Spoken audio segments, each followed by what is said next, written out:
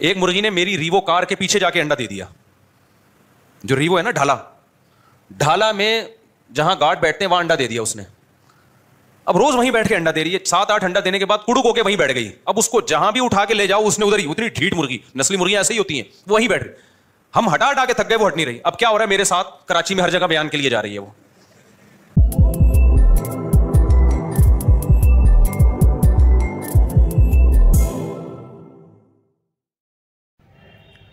السلام علیکم ناظرین.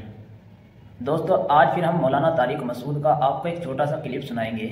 تو دوستو آپ پہلے اس ویڈیو کو دیکھ لیجیے. زندگی کو آپ کیا کرو, پلان کرو, ایک پلاننگ کے تحت لے کر آؤ. ابھی دیکھو میں اپنے ایک واقعہ بتاتا ہوں. پچھلے ہفتے کیا ہوا, میرے بہت سارے کام ایسے کھچڑی کی طرح الجھ گئے.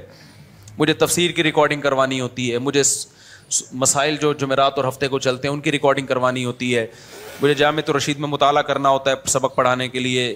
ایک تکافل پہ کام آیا ہوا ہے, تکافل کے نا اس پہ کوئی میری تحریر تھی, اس کو میں نے ری چیک کرنا ہے, اس کو دوبارہ سے کمپوز کروانا ہے. میری ایک کتاب پڑھی ہوئی ہے طلاق ثلاث کے بارے میں, اس کو میں نے یعنی کمپوز ہو چکی ہے, اس کو ایک دفعہ ایک تصحیح کرنی ہے آخری, پھر وہ چھاپنی ہے. میں نے کتاب لکھی ہے طلاق ثلاث میں, اس میں یہ نہیں ثابت کیا کہ قرآن حدیث سے 3 طلاقیں 3 ہوتی ہیں. یہ ثابت کیا ہے کہ یہ مسئلہ اجماعی ہے. کوئی ایک حدیث بھی نہیں ہے جس سے پتہ چلتا ہو کہ اکٹھی 3 ایک ہوتی ہیں. اجماعی مسئلہ ہے, اس میں اختلاف کی اجازت ہی نہیں ہے.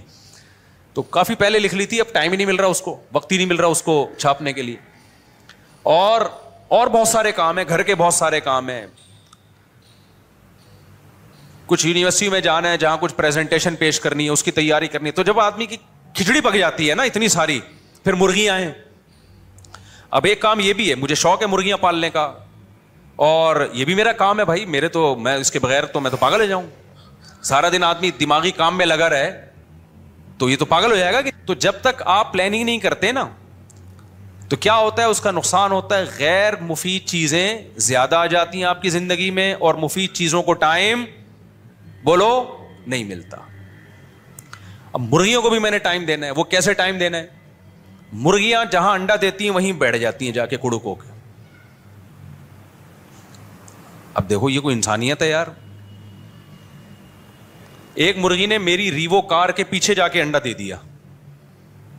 جو ریوو ہے نا ڈھالا میں جہاں گارڈ بیٹھتے ہیں وہاں انڈا دے دیا اس نے. اب روز وہیں بیٹھ کے انڈا دے رہی ہے. 7-8 انڈا دینے کے بعد کڑک ہو کے وہیں بیٹھ گئی. اب اس کو جہاں بھی اٹھا کے لے جاؤ اس نے ادھر ہی, اتنی ڈھیٹ مرغی, نسلی مرغیاں ایسے ہی ہوتی ہیں, وہیں بیٹھ رہی. ہم ہٹا کے تھک گئے, وہ ہٹ نہیں رہی. اب کیا ہو رہا ہے میرے ساتھ کراچی میں ہر جگہ بیان کے لیے جا رہی ہے وہ.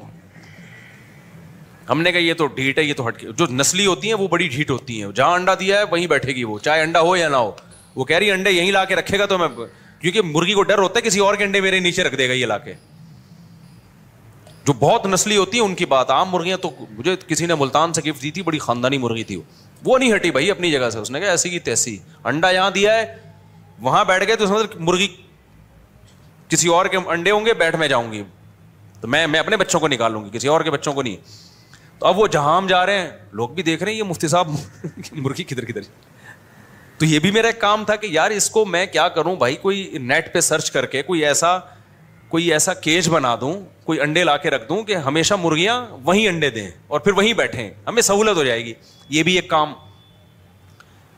مجھے بھنڈی بہت پسند ہے. میں نے کہا آرگینک بھنڈی میرے پاس جب کچی جگہ ہے تو میں بھنڈی کیوں نہ لگاؤں. یہ بھی ایک کام. سمجھ میں نہیں آ رہی میرا خیال ہے بات. تو دین دنیا ہر طرح کے 20 کام انسانوں کے پاس ہوتے ہیں.